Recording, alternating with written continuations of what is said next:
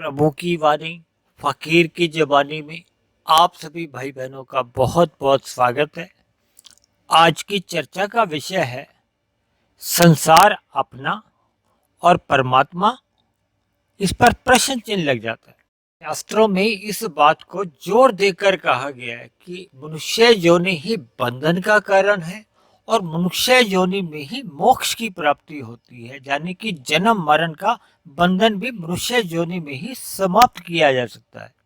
लेकिन यदि मनुष्य इस संसार को या माया को या इस प्रकृति को या भोग साधन को अपना समझता है और परमात्मा को पराया समझता है, देखिए परमात्मा को पराया का मतलब ही यही है कि परमात्मा को हम उतना महत्व नहीं देते जितना हम महत्व अपने इस संसार के भोगों को देते हैं, संसारी आकर्षणों को देते हैं।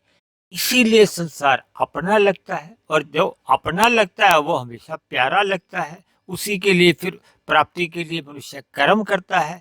जब संसार अधिक प्यारा लगने लगता है तो फिर मनुष्य इसके लिए कर्म ही नहीं पाप कर्म करने से भी हिचकता नहीं है, और यही पाप कर्म अधिक होने से उसका कर्माशय बिगड़ जाता है, यानी उसके कारण शरीर में पुण्य कर्मों की न्यूनता रह जाती है और पाप कर्मों की अधिकता होने से मनुष्य को मरने के बाद नीचे की योनियों में जन्म लेने को बाध्य होना पड़ता है। जबकि मनुष्य योनि का अवसर तो हमें परमात्मा को जानने के लिए, पहचानने के लिए, परमात्मा को समझने के लिए और परमात्मा को पाने के लिए मिला है।